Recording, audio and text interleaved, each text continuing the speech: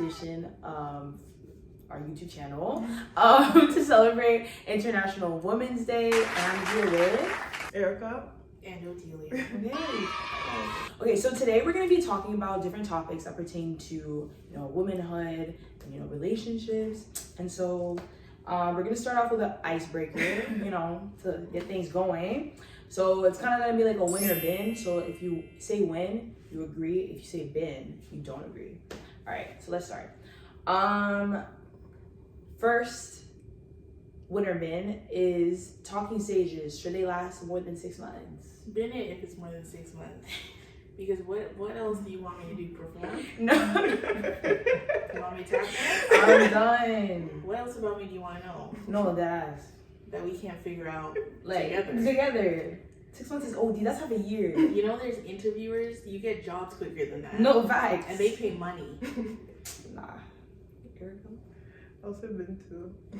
Weird. Oh, you didn't answer. No, bin. Absolutely bin. bin. Splitting the bill on the first date. Bin. I'll say bin too. Yeah, bin. Long acrylic nails. Win. Let women express themselves how they want. True. I personally can't function with long acrylic nails, but I love the girls that can. So you say like bin for yourself, but like win for everyone. Yeah, win for everyone else, bin for me. Yeah. There's a great article by a journalist. Her name is Wanna, but her name is Wanna. I can't remember her last name. Where she talks about the aesthetics of hood black girls and how it became like a global thing that you should check out about. No. Okay, last one. Taking your husband's last name. It is neither a win nor a bin. It is a personal choice. It's whatever you want it to be. Each their own. Yeah, each your own. Yeah. But a bin for me. Yeah, all depends on. No, I'm not doing it. But it's okay. It's okay though. It all depends on everyone's culture. Like some cultures do it, some cultures don't. Yeah, some cultures do it, some cultures don't. But yeah, I get it though. Like you get your degrees in your maiden name. Yes. Your accomplishments, most of them are gonna be in your maiden name, and then suddenly some man's gonna come and be like, no fact. Me. Even just like for me, each one of my names is like very like significant to like my parents. Oh, okay. So it's like, I don't know, like just for like me to just switch it now, I'm just like, Does it depend on the culture of the other person? No. Like the last name. Yeah, because in some like Latinx culture, you take both your mother and your father's name, so you keep both. If that makes sense. Oh, like women get married? No. So my question was more to first like. No, I don't know. Actually. Stop talking. If you marry somebody of like the same culture, would you be more inclined to just take that? No. Okay. No. Choices. Okay. I believe in hyphenating. The kids can have your name. The kids can have your name. That's fine. But me, I would like to keep my father's name personally. Yeah. Okay. Nice. Okay, so let's get into some of the questions. So my first question is, who is a woman that inspires you and why? And let's try to not say our mothers, but we love our mothers. Yeah. I'm gonna say Sarah Jama, who was the MP in Hamilton, the Ontario MP, and she recently was asked to leave her party and ran as independent because the party was anti-supporting Palestine, which she could not do. Because realistically, the moral thing to do is to support people who are experiencing genocide. And I'm just inspired by her plight and her will to stand by, what she believes in. A lot of people in politics don't do that. So, it's inspiring to see someone who still cares. Oh, yeah. I think for me it would be Serena Williams. So just like her, like I work in an environment where it's like I don't see a lot of people that look like me, and also her, she used to play a sport. She used to play tennis, and she was one of the only Black women. So I really relate being the minority in your work environment. Fair. I don't really. I'm kind of on the spot right now, but the first person that came to mind, this is very random, Khadijah Buchanan. Why? Oh, Because growing up, I don't know, like I was always, first of all, my relationship with soccer, like I was forced into the sport. My father loves soccer, so he's like, you and your brother will play. And I'm like, all right, I'm athletic, I guess. So let me just do it. But I feel like I was just like I feel like a lot of like black kids were just made to be defenders just because we're aggressive and like you can stand strong in the back. So I was just like, okay, I'm in the back. And then like I didn't really have anyone to refer to. But then, like, I think I remember just watching a national soccer, Canadian women's team game. And I'm like, who is that in the back? And she plays the exact same position as me. And I just love the way that she played. And I'm like, I love Khadijah Buchanan. So, yes, I love Khadijah Buchanan. There's like a soccer field named after her. Really? My house. Oh, yeah. okay. Oh, it's the Brampton one? Yeah. I guess that No, she seems cool too. So, yeah. Okay, cool. My next question is, what's your favorite thing about being a woman? Oh, shoot. For me, at my big age, now, it's the sisterhood. I do think there's something very unique about female friendships. Yeah. And like, in all its aspects, or even like within family, just sisterhood in general, like the way women relate to each other is quite special. Like I would not be here if not for the many women in my life who not only inspire me, they support me, they listen to me rant about things, and like, yeah, I just can't imagine being in a world where I could not be that emotional with people who were my friends, and they're always there for me, and like I can fall back on. Yeah, I really like your answer. I think it's just adds like the safe space. Yeah. I think women were allowed to have like create safe space. So I think that's one thing I really like about women, and I think we're just like able to just like express herself. Like there's not like one type of woman. Like there's women that might wear more dresses, who might wear more pants, who are more tomboy, who are more this, like, and you could just switch it off. Like one day I want to feel like, I just want to wear like dress pants. The next day I could just want to wear dresses, I just want to wear skirts. So I think we have like that liberty of just like switching, just being ourselves, expressing us, and then you have the ability to express ourselves so in so many ways, like writing, the way we look, like through makeup, through different aspects. Question is, how has your Cameroonian heritage influenced your view of womanhood, and how do you balance that with the Western culture that you've grown up with? I would say it's been a struggle for sure, because you try and balance culture and, you know, certain aspects of like progression in life, like just like social progression, and sometimes parts of culture don't move as quickly as like parts of social progression, and definitely there's a difference. Not to say like there isn't like feminism exists anywhere, it exists within the African context as well, but it definitely moves at a different space than it does in the Western world, and it appears differently. There's kind of like an acceptance of certain things within the African context, and a lot of people are okay with that. And not to say you shouldn't be, if that's what you want, that's what you want. But I think like the biggest thing is like trying to grasp what you know you aren't comfortable with, and then also trying to preserve certain aspects of culture. And I think a lot of times as well, what moves culture is women. Women are usually the ones who make sure culture moves along through language, through food, through dance. So, you know, it's our choice also to a certain extent to say what goes and what doesn't go. But it is a struggle, you know, especially because as much as like you grow and you see maybe you're exposed to certain things and you're like, I don't like this, but your male counterparts who didn't have to experience those things are okay with the status quo. So then when you become adults and you're in the world and you have to, you know, socialize with them, it becomes an issue. That's fair. Yeah. I think just one thing to add when it comparison between like specifically the Cameroonian culture and like the Western culture. I think one thing that really stuck out to me, it was like I remember one time I was having a conversation like with my friends where like all the different like their background was still African but just not Cameroonian, and I was telling them with my other friend so I'm like, oh, like when we go to events, like women we just know that okay, we have to like serve everyone, like that's our they're like, huh? They're like, at our events, like, I'm sitting down, like, that was like such a, like, I don't know, it's like something that just like shook me, because it was like, I thought everyone, when you go to an event, you have to serve everyone and their mom, so that's like, so I think it's like, I understand what's about, like, okay, should we still do that? Is it not, like, I think it's also like, it's the expectation of it. Yeah. Which is crazy for me. I don't like the expectation of it. But like, it depends. Like, I saw a video recently where, for instance, apparently a lot of Ugandan women, when they serve their husband's food, they kneel. Which sounds crazy. But a lot of African cultures, it's like that. Yes. Like, you even have to bring the bowl, where they have to wash their hands. That's one thing, but the kneeling is crazy to me. Okay.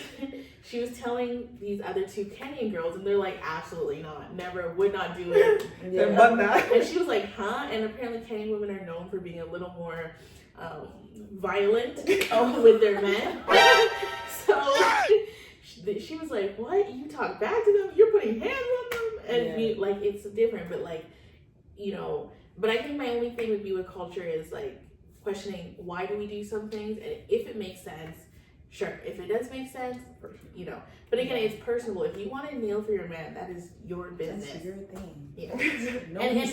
And again, like, it's not just, I think a lot of times when we talk about these things, they boil down to love and relationships, but it's like things like, you know, in certain African countries, you need your husband's permission to get a passport and fly, which doesn't make sense. Oh, that's, Certain places, they won't rent to you as a single woman. Yeah. You know, because there's these views of what you are, like, you know, and that's the unfortunate. But even some places where it's like, I think like, for example, your father's name is on your passport, or even like your husband is on the passport. Yeah. No,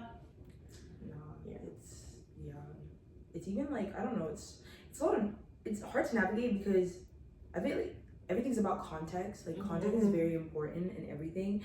And like, even for example, like my mom was saying how she, like, back home, she didn't have to make like beignet.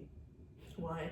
Like, I don't know, like, or either it was beignet or something else. There were certain dishes, like, she didn't really have to make, like, you can go out and buy it. Yeah. It's in the marché and stuff like that. You're just gonna go and buy it. You don't really make it at home. Yeah. But when she came here, that's when you have to like learn how to like make these things at home. And then even like maybe like certain things, like maybe getting your hair done or stuff like that. You need to learn how to do it yourself. Yeah. So it's just like a lot of like things about like womanhood. Like, it can be so situational. Like, I feel like I don't know. It's like within like the Western context, it's so like there's certain things. That's why like certain things that we might do, like, they will never consider, because the context for them is different. Yes. But there's certain things that they do that for us, like, I think that's why, like, for instance, I hate the whole 50-50 conversation. It's just, pardon my language, but ass backwards. Because within the Western context, I think everybody here knows, like, your parents probably worked at least one job. I think at least one job. And that means mom and dad were working, because you had to pay the bills. Whereas, like, back home, maybe dad only had to work, so it made sense to a certain extent. Like, mom cooked everything, cleaned everything, took care of the kids, like. But then when you come here and this person has to take on this role, then they can't also be the like homemaker as well. You have to share that aspect of it as well. And I think that's where, like, maybe when I see conversations from Africans who live on the continent, they're struggling, because at the same time, the recession is hitting the whole world. So the girlies also have to clock in. Right? So if I also have to clock in, I'm not coming home and waking up early to make you a fresh breakfast. Like, you gotta put that Pop-Tart in the no, fair. But it's those things, like, we have to be contextual to our situation. So you can say, well, my mom did. Your mom didn't have a boss. She did not. Your dad was her boss. Your mom maybe didn't even have to like go back to school. Exactly. Because mind you, so many of our parents, like my mom, she came here, she had to go back to school like in her 40s. Yeah. Going back to school, you're working, you're taking care of kids. And me and my brother, for example, like, we like did soccer competitively. So we had tournaments, we had soccer practice multiple times a week, and we had other sports. And most of the time, who's driving us? Mom. My mom. Yeah. And she's going back, making sure we're fed, going to sleep, and then she had to study. Yeah. God bless Cameroonian women. Like, facts. God bless every Cameroonian mom out here. You guys are so strong, because some things you guys do, wow. I always Wow. tell my mom, like, you know what? Wow. God didn't give me the endurance you have. Wow. There's certain things I could not No, I can do or tolerate. And I'm like, I'm But- just different. But yeah, I think honestly, like even like speaking to other girls of like our generation, like they see their mom, like I think we all see our moms like so strong because they like it's so interesting. Like you mentioned, they took like the gender roles of back home with it, but kept it here with the realities of like realities of like the Canadian atmosphere. So it's like they still took in like the typical like gender roles of like cooking, cleaning, taking care of the whole, but still working a full-time job, and after some cases like even still working, taking care of kids. Yeah. Don't forget massaging some man's ego. literally, to say the least. Anyways, but okay, cool. What is the challenge that you face as a woman in your career or personal life? I would say, I think just being a Black woman within the Canadian context is always going to be a challenge. I'm much more mute in workspaces, which also sometimes doesn't translate well either, because they're like, Because like, are you mad? Like, are you this? Are you that? Like, why are you quiet? Yeah. So I always try to say things with a smile, but if I don't have anything to be talking about, I'm not talking. Yeah. But in terms of everything, but naturally I feel like I'm quite outspoken, and that's not always appreciated from someone who looks like me. Yeah. Especially as a woman. So it's also navigating that space of like, so I find as I get older, I'm just like, okay, you got it. Like I try not to talk, but at the same time, I'm like, but why am I not speaking? Is it to make you feel better? Yeah. So I would say that's the biggest thing. I think it's like navigating the space with just more times there might be like another like Black man or like maybe two, but it's like in the space it's like it's just most likely going to be just you as a Black woman. So it's like kind of navigating the space with people who have probably lived like different experiences as you, different realities. So it's like it's like for example, like when I talk to you guys, it's like easy to relate because we have so much in common. But when you're in a space where it's like, okay, different cultures, different realities, different everything, different styles of promotions. So it's just, I don't know, it can be tough sometimes, but what are we gonna do? Girl, I don't know what you're gonna do. Facts. I feel like, I don't know, it's as someone who's naturally reserved in the sense of like, I don't like people. I say I'm shy, people say I'm not, but I think that I am. Anyways, I like don't like if I come into a space, like I'm not gonna like shout and whatever. That's me. And so like, and also like I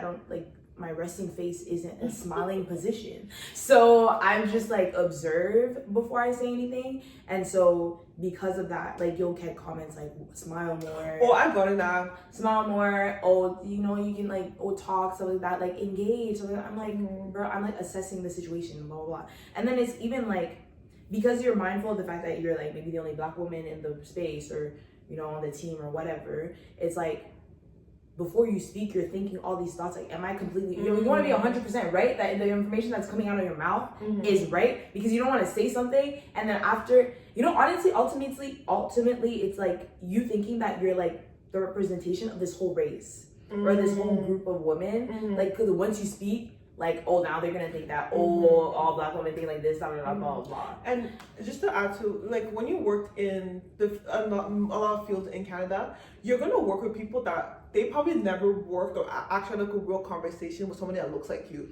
So they be saying some very like out of pocket things, and it's like you that moment you don't even know how to navigate, because it's like, okay, who's actually gonna like support me if I like come out and say like, okay, this is what took place. So that's actually another thing you have to.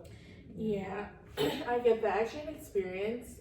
I mean, this happened 2 days ago, but no, but like those microaggressions happen all the time. Like I work in the nonprofit or social services, kind of for low income housing, and one of my clients was like, I was helping her something, and again, she was like, so like, is that your real hair? Are those extensions? And you know, at this age, I'm just like, no, ma'am, it's not. Like, you just have to answer the questions. But you're right. Like they've never been around, like. people that look like you. Yeah, like even when I was in grad school, in my master's, I was up north in Thunder Bay, and one of my students, I was the teacher's assistant, and this lady was older than me, but she tried to reach out and like touch my hair, and I was like, oh wow. oh, Bro, that's what happened to me at church. church is I went to scary. Italian mass. Oh. And then with my family, because we go to Italian mass. Anyways, I'm just standing there and I feel a hand. I just turn around, this small Italian grandma. And she's like, oh, so pretty. I'm like, oh, where? Okay. You could just say that. No, like, I don't know. But yeah, it's definitely things like that. And even like now, like, I don't know, like recently I've been doing more of an effort to like wear my natural hair out, and then or just like switch up my hair. And even like when I go to class, people are like, oh my god, I love your hair. And I'm like, oh, you like switching it up and stuff like that. I'm like, you know what, guys, it's okay to just watch and just not say anything. It's okay, thank you. But yeah, no, it's an experience that you have to go through yourself, honestly. That part, yeah. Like, I don't know, like, I feel like whenever people, and it's so weird because people will always be like, oh, Black women or like women, let us know, tell us, what is the problem, what are the issues? I'm like, it's not something that you can like explain per se. Like, it's just an experience. If you know, you know. If you know, you know. I also think you don't really care. So Yeah. And then also, I'm so sorry, Google is for free. Like, there's so many things that like people would like come to you and be like, oh, like, how do like weaves work? How do wigs work? How do this work? I'm like, there's literally tutorials. Also, white women wear wigs and weaves and extensions. We're not the only ones. So I just don't know why we're, You know. but it's okay. Anyways, yeah. What advice would you give your younger self, or younger Cameroonian girls that are growing up in Canada? Don't let imposter syndrome stop you from achieving things. Yep. I so heavily wish I could go back to me in like first year and be like, dude, you belong here. You're here for a reason. Like, you got here. Mm-hmm. Just act like it. Mm-hmm. Put the work in. Mm-hmm. Because then that turns into performance anxiety, which then halts you from doing things. And it's nicer to say I tried and I failed than to say I didn't even try at all. Yeah. So just whatever space you're in, yeah, there's not gonna be a lot of people who look like you. There's gonna be people who say things, but you're there, you've made it, keep going. You know, that's all I got.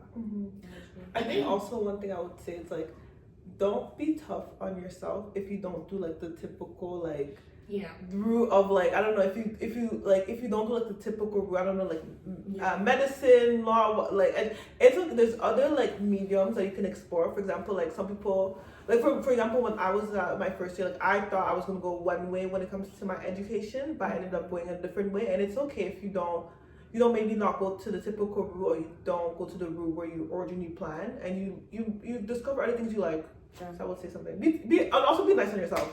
Yeah. Cameroon women, let's be nice on ourselves. And it's okay to rest. Don't be tough because you took a nap. No, Don't take 7 naps a day though, but like. Yeah, but like be kinder on yourself. Yeah, I would say one thing like. And if you do feel like you need to take 7 naps, Just get a take blood naps. check. Yeah. Get your blood check. Go. That's my other Because advice. we suck. Ooh. So wait, actually. That's my other advice. Please go talk to your doctor. You probably have an iron deficiency. Probably. And if you live in Canada and it's winter time, you should be taking iron, vitamin C, vitamin D, and magnesium. Yeah. Go check the fibroids too. Oh, yeah,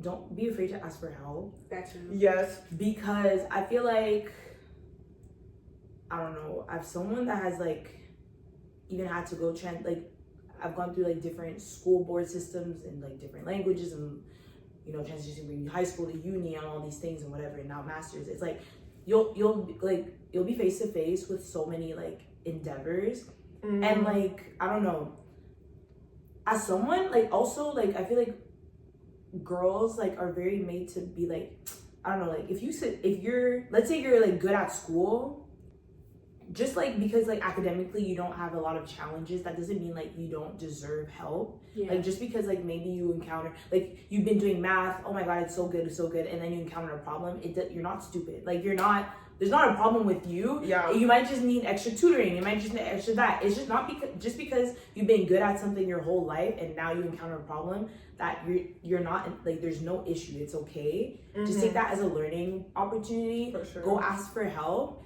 There's like even somewhere as a big institution like a university or a college, like you might think that, oh, nobody's gonna help me, like blah blah blah. But like I promise you, there's so many resources. Yeah, like ask for help, tap into resources, because half the time you're already paying for them, and just like tap in. There's always someone there to help, or if someone that knows someone that can help you. And go to your academic advisor for your department. Yes. Not the general one. They don't know what they're doing. Okay. Just go straight to the lady who's been there for 50 years and she works in the department.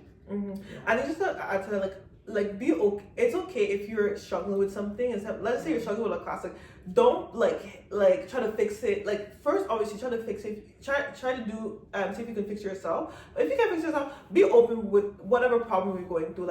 Like I remember one time at university, I was in this like study place, and I was like, oh, I'm struggling so much to find an internship.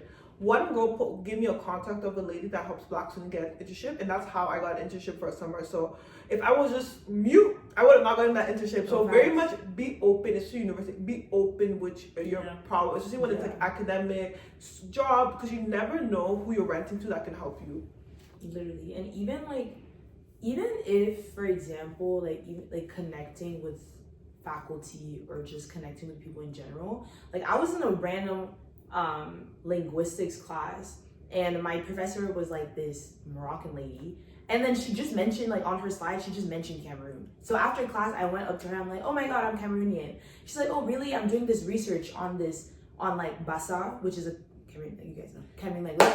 And then I was like, oh really? Like that's so interesting. You know, if you ever need help, like I'm free to help. Like mind you, my major was in human biology, like very different. And then I said that, and then finally in the summer I helped her with that, and then she became my reference for now my master's. It's just to show that like a small question or just even like showing interest or something, for sure, that might even be different from like the path that you're on, can change your life drastically, and you never know. So, you know, don't be afraid. Now we're gonna do what would you do. So I'm just gonna ask a question, and then you guys just tell me what you would do. Oh my God. Please, I didn't write these down. Okay. What would you do if your husband wanted a second wife? Because it's part of our culture. It's culture. You never know. Fam. Oh, you know, God. guys, when I got here, I didn't think this would be the question that I was answering. I just want to be very clear. I'm done. But let's just say, I feel like you should have those discussions before you get married. Yeah, can I just add to that? Yeah. Regarding the second, you have the conversation before, because even for example in Cameroon, like during the wedding, like the civil wedding, they ask you what type of marriage you want. Yeah. And like for example, if you, let's say you're monogamous, and you want to change it to poly, you literally have to divorce and get remarried. Yeah. So we're on the conversation before. These are first big conversations. No facts. Let's ask these questions further early on before you end up in the situation. Well, I live in Canada, and polygamy. People be finessing. It's banned? No, you can't have polygamy. No, it's illegal. But people be finessing through religious weddings. Oh, true. Yeah, but that doesn't mean anything, because at the end of the day, if let's say God forbid he dies or whatever, you still get nothing. That's true though. That's true. Yeah. I have no words because Lord willing, that will never be in that situation. But if you are in that situation, just have the conversation and just see, is it? And if you have somehow gone this far and you've not had that conversation and you wrote this question, then my next thing would be, if you don't want to be in a situation where you're sharing this man, this is not the secret lives of Baba Segi's wife, just leave. Leaving is always an option. There's always somewhere to go. You can leave if you're willing to stay. Then have fun sharing vacation. No, stay. But you just have to have a conversation. Just see, like, it's about to turn into Scissors the Weekend. I feel like just have a conversation, like, and see if is it worth me? Is it worth staying to have another wife, or should I just leave? Yeah. That's why you should always put your name on all the assets. Period. As somebody who works That's in, true. I'm not gonna say as somebody who works in a specific field of work, I would say everyone put your name on all their assets. Yeah. Okay. Okay. Second question. Your younger brother or sibling, I don't know, specifically brother, is treated with more freedom than you were at his age. Do you call out your parents or you let it go? At this point, you just have to let You it just go. have What to are let you it gonna go. do? Unfortunately, What are you gonna do? and even when you try to call it out, I'm being met with like, oh, but you guys aren't the same people. Yeah. You know, guys, and it goes back to this the whole thing of like, especially if you're an eldest daughter that like, I don't know, for the most part, like, you know, you've been doing good at school, you listen, stuff like that, like. And then if you have like a younger brother that's a bit more rebellious, they just love to like harbor on like, you guys are two different people, you know, you have to parent you guys differently, stuff like that. And I'm just like, no, I feel like, you know, I feel like it depends. Yeah. But I feel like if you want to have a conversation, you need to be ready to hear a lot of misogyny, misogyny. yeah, So if you're ready to have that conversation, you could have it, but it's like, I don't know what's gonna be the result of all the like. yeah. I'll tell you, nothing much is gonna come from it. Just accept it and hope to do differently for your own. Yeah, I would No, say that. facts. Yeah. Facts. Okay, perfect. All right, so now we're gonna get into some questions that UICs have given us. How does one navigate How does one navigate the transition from girl to woman smoothly as an eldest daughter? You don't. Right. And I know it sounds funny, but genuinely speaking, you don't. It's not smooth. As someone who's nearing the end of her 20s, I actually saw a thing yesterday. There was like, because people think your 20s is like the best time of your life, and they're like, no, it's not. Like, because it's the biggest shock. Like, up until like 18, 20, you had structure. Yeah. You knew you were going from class 1 to class 2 to class 3, Mm-hmm. and then everybody was going with you. Then you get to university, suddenly people are choosing what they want to do. Sometimes that works out, sometimes that doesn't. Some of you will graduate, some of you will not graduate. Then from there you start asking yourself, well, some of us are getting married, some of us are going to grad school, some of us are doing all of that. Some of us don't like the jobs that we chose. The job that we chose let us go. And suddenly I think for a lot of eldest daughters, the first time, for me, I struggled with control. So I was like, this is the first time I don't have control in my life. I don't know for sure that this is going to work out, that this is going to happen. And it was miserable in that aspect. But as I get older, you just have to accept, like, it is what it is and go from there. Like, this is the circumstance. What can I do to make the circumstance better? And then if there's nothing else I can do, I just have to accept the outcome and pivot. I guess to make it smoothly, learn to pivot. Learn to say, okay, this is not working. Let's try something else. Yeah. But that is what a lot of your 20s is going to be. No, for sure. She dropped a lot of good No, jabs. guys, But I think one thing you need to accept, like Odilia said, like from being a girl to a woman, is like you need to accept that the plan you might have had when you're younger, it might work, but it might not work the way you have to be able to adapt, especially like the times we're currently in. It's like every market is basically in hell, so you literally need to be able to adapt, and it's okay that it's not going the way you plan. And also, like, remember to not be tough on yourself, because certain aspects is like you can't control. Especially, like, for example, this job market, it's like you might be the best candidate, but there's just the job market is just like very much. So you have to be okay with learn how to be nicer on yourself. And slow and steady wins the race. For sure. Like, maybe you didn't get into whatever program or job you wanted this year. Maybe not even the next year. But you know what? In 2 years, it might work out for you. And that's the plan. Maybe God or whomever, if you don't believe in God. But maybe whatever the universe had for you, there was lessons you had to learn before you got to a certain point. And that's not just in the job market or school. You know, I think a lot of us grow up and we're like, oh yeah, go to school, 25, being married, and have my kids. That's not going to be all of us. I'm going to tell you right now, I'm testimony. It's not.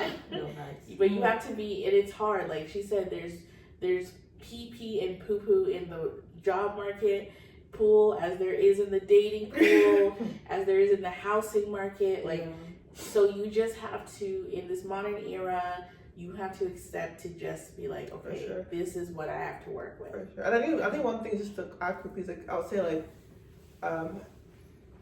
everything has its time. Yeah. I'd say everything has its time, and also like one thing I do is like, I kind of like congratulate myself, even this maybe like for example I'm not where I want to be, but also just congratulate myself like the things I've been able to accomplish, the blessings I have. Just just remember that, and it's gonna push you to be like, okay, my time will come. No matter what you want, your time will come. And you're always growing as a person. As long as you keep striving for new things, like, you know, mentally, emotionally, spiritually, academically, professionally, romantically, you're growing, you're changing, and that is alone is a testament to your womanhood. For sure. You know? So All has been said. So well. I mean, I guess like, yeah, it's definitely a transition. It's definitely a journey. For sure. But like, yeah, don't be afraid to treat yourself and to like acknowledge how far you've gone. Yeah. And how far you've come, because like it's so easy to get lost in the process and be like, well, I'm not here at this. I don't have this career. I haven't started this. I haven't. So I've basically failed. But you haven't. Like, you know, you definitely checked certain things off the list. Exactly. And you know, sometimes things just take longer to achieve. Like they said, the job market's different. Dating's different. The things are that you might be different too. Exactly. You always like, you know, but you know, as long as you wake up in the morning every day and you know, you drink your water, you have your food. Yeah. As long as you're striving, every day you wake up and you're like, I'm gonna be a better person than I was yesterday. You're doing okay. Yeah. You know, and acknowledge that like Sarah just said, like you're changing. So what you wanted at 18 is not going to be what you want at 21. It's for damn sure not going to be what you want at 27. Exactly. And who knows what you'll want by 30. So just figure it out day by day. For sure. Yeah. Okay.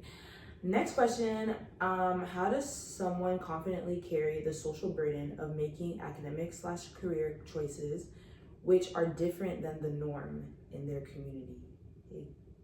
I wish we had someone. I don't think the three of us are that different.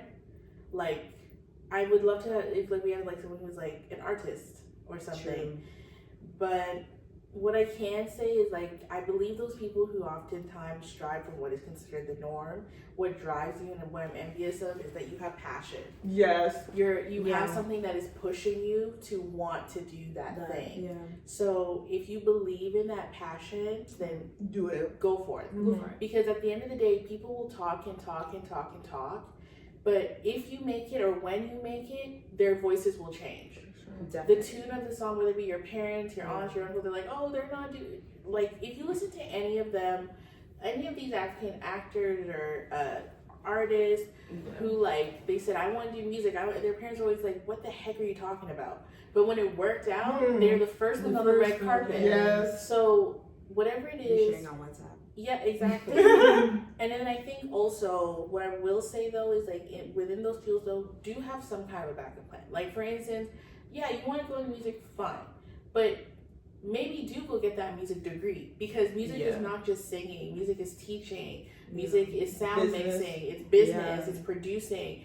Like, there's different aspects of it that you can do that may not be, you know, singing at the Oscars or the Grammys or whatever. But you could be the behind the scenes and still be within that field. So just look into that.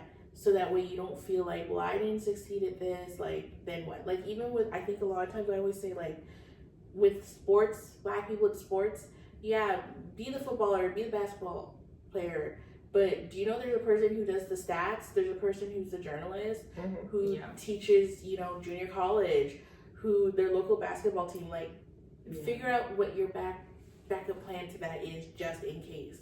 Because life is finicky. No, I fully agree. I think because I know someone that they always had a passion for sports, but they still did the school. They still went to school, so they didn't make it into the big leagues. But they currently work for a very big team. So they just still kept a passion, but like you mentioned, just have that backup plan just in case, but still go on your passion because like Odilia mentioned, when you're gonna make it, all those people are gonna be like, oh, I was supporting, can I get a ticket? Oh, I was supporting you. Yeah. That's why I be liking all y'all's posts on it. Exactly. Yeah. All you future influencers, I'm right there. No, facts. And also, I feel like, like they said, a lot of those people, I feel like, are driven by passion, and depending on what that passion is like goes towards, like there's certain things, like for example, sports. Okay, great, you're a professional athlete, stuff like that, but how, like that's like maybe 10 years max. What next? Yeah. You know what I mean? Like, even if it's okay, maybe if you don't get that degree, or if you don't do whatever, like understand finances, understand understand other aspects of life, so that when that chapter of your life closes, or while it's ongoing, you know how to navigate it in a smart way. You're not just going through the motions. I think just to add, I'm so jealous of people that have that passion. For example, like somebody that has let's say they have a passion for like drawing, like they might do like a 9 to 5. They're gonna go home and draw. That's something like I wish I had. They have that passion. No, sleep is my passion. Like, unfortunately, and it doesn't. You can't get paid, bro. Sleep is my passion. I'm done, but maybe time for some sleep tests. Oh, well, let's afford that. I'm done, but yeah. All I gotta say is Jalen Hurts, Super Bowl winner Jalen Hurts, quarterback, has a master's. Okay? Exactly, he very much does. So, education is important, though the degree may feel like a scam. There are aspects of it. It opens a lot of doors. Yeah. Okay. And then the last question is, what are tips and strategies a young woman can use to plan out the life of her dreams from a career, financial, and social perspective? When you figure it out, let me know because I don't know. I feel like I would say maybe try everybody learns differently, and everybody likes to do things differently. Maybe you're visual, maybe you're auditory. I don't know.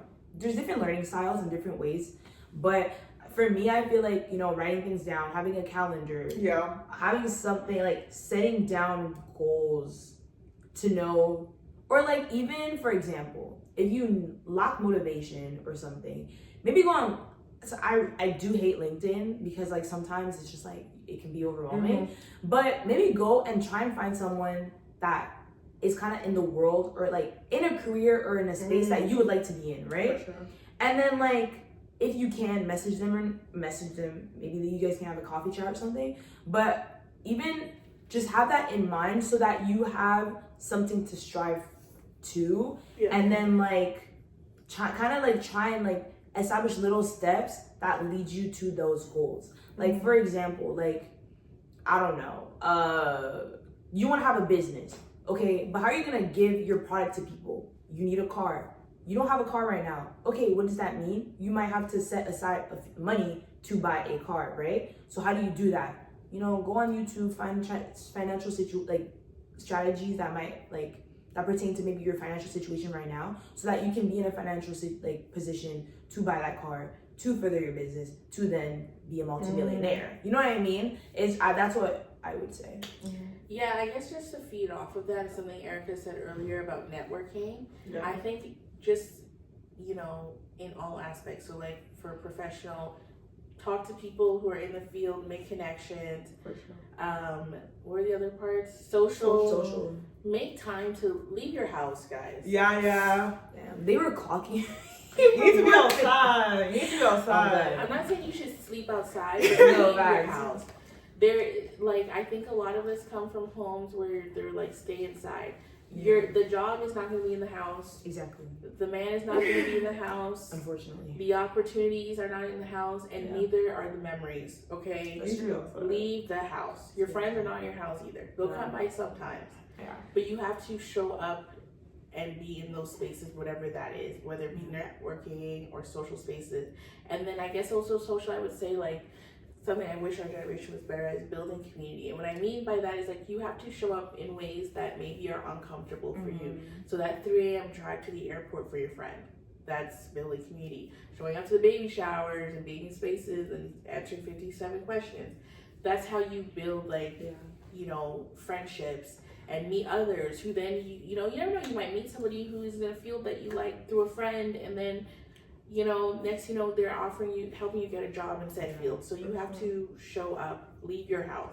Please leave your house. Yes, please leave your house. Like, I would say, like, a lot of, like, just by socializing with people, leaving my house, I've learned so much. I've made really good connections that have, like, helped me in so many aspects of my life. And I think also one thing that's very important, like, figure out also what you like. Because I think when you're juggling school, work, blah, blah, blah, blah, it could be very, like, draining. So I think, like, figure out something you like. Like, for me, like, I'm very social. So I always, like, in my week, I try to squeeze in, like, at least, like, one, like link up. So it could be, like, restaurant, it could be, like, coffee, it could be, like, something I do in the weekend. Because I'm, like, that's what I like. So figure out what you like. And, like, on the other side, be outside. Moderation. Moderation. Don't sleep outside. Don't sleep outside. Finish your assignments. School first. Pay off your bills. Pay off your bills. And like being outside doesn't mean it doesn't force me clubbing. Like, Yeah. it can legit mean like, oh, you're like being outside, like, you go to like a networking event. It could be like a chill social, like if you're in school, like if there's any club you like, they have an event, like that's what we do outside. It doesn't always have to be club. She said, once you figure out what you like, you can literally, like, there's things for everything, like Dungeons and Dragons meetup, like literally there's things for everything. If you do want to be in a club, go to the club. If you want to be in a room where you're making carpets, you can do that. If you want to be in a room painting, you can do that. I mean, people do that, so just make space to do those things and talk to and that's like your way of creating community, like what they said. Community is important, so you'll find your community by going to these type of events that you like. Okay, I guess to finish off, any just like words of advice or just like general words of advice that you'd like to share? Happy International Women's Day. I know by the time this airs you'll be past that. Happy Women's Month. Period. For sure. And sometimes it pays to not be the good girl. So I think the book quote is, "Good girls don't get the corner office." Yeah. So sometimes be a little, and stop consuming that feminine, feminine energy garbage. No vibes. We're all feminine in our own ways. Please. No vibes. Enjoy life. Don't be too tough on yourself, and you will accomplish your goals. Yeah. Thanks. I mean, just enjoy the journey. For sure. Enjoy the journey. And don't be afraid of discovering yourself. Like, I feel like there's a lot of discover these places, these opportunities, stuff like that, but tap into yourself, tap into who you are. Like, I think Odilia said before, like, who you are at 18, 20, 30 is not the same person. And I don't think it should be the same person. For sure. So, definition of insanity is doing the same thing and expecting a different result. So just keep trying to do different things. I'm not my mom, but someone when I was younger always said this, but petit à petit l'oiseau fait son nid. You know? That's a song, no? I think so. I think it's what's the thing? Not a rhyme, but a child's thing. Yeah. But little by little, But little by little, the bird builds his nest, and every day you're building your nest, and just keep warm, guys. For sure. Yeah. Anyways, thank you so much for tapping in, for watching our video, Thank you. and be on the lookout for other videos. Subscribe. Like and subscribe. Yeah. Leave a comment. Exactly. All right. Bye. That's cute. Let's get out of here before Green Pay robs me, please.